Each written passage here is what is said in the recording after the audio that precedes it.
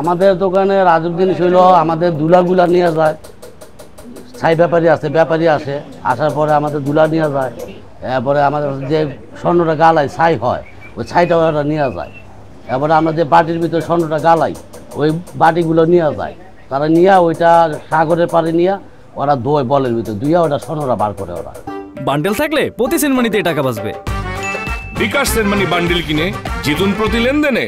এটা কাজের উপর, যাগুলো 1 আনা 2 আনা তারা স্বর্ণ পায়, আমরা আইডি করে এটা বিক্রি করে দিই, তো অনুমান করে বিক্রি করে ব্যাপারে বলে কত দিব, তখন আমরা বলি দেন 10,000 টাকা দেন, ওরা বলে না 2,000 টাকা দেবো, 3,000 টাকা দেবো, তো আমাকে পড়তে বললে আমরা বিক্রি করে দিই।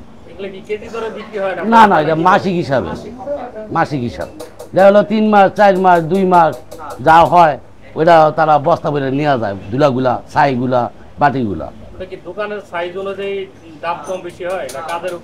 কাজের উপর যত কাজ হইব, কাজে যত বেশি হবে এত দাম বেশি পাবো, এতটুকু। আর 2 মাসে দেখা যায় আমরা 5,000 বেশি, আবার দেখা যায় 1500 টাকা বেচ চালাই, এই কাজ কম হয়েছে কমে বেচ চালাই। ওরা ব্যবসায়ীরা, ওরা শুধু ছাই কিনবে, কারখানা যে কাজ করি এটা আমরা 5-6 জনে কাজ করি, যাতে কাজ করতে স্বর্ণগুলো পরে এই দানা পরে, ছোটো ছোটো টুকরা পরে, ওই টুকরাগুলোই আমরা তুলতে পারি না, ওরা ব্যাপারীরা নিয়ে ওই ছাইগুলো ধুইয়া তোলে।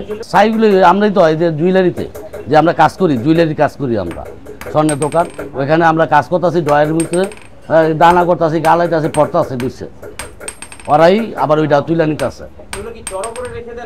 না না, ওরা ওই ঝাড়ু দিয়া এক সাইডে আমরা ময়লাগুলা থুয়া দিই, ছাইগুলা দুলাগুলা যা আছে একসাথে থুয়া দিই, আর ব্যাপারে আসা ওইটা আবার পুরা দোকান ঝাড়ু দিয়া পরিষ্কার করে ময়লা যা হয় ওরা নিয়ে যায়। এটা আমরা পাকিস্তান আমল থেকে দেখতেছি, আমরা জন্মের আগের থেকে এইগুলা। আগে তো বিল্ডিং ছিল না, কাঁচা মাটির দোকান ছিল, মাটি শুধু খুঁজে নিয়ে দিত ওরা, মাটি চাইছে নিয়ে দিত। এখন তো পাকা, এখন চাচা লাগে না, ওরা মুছে নিয়ে যায়।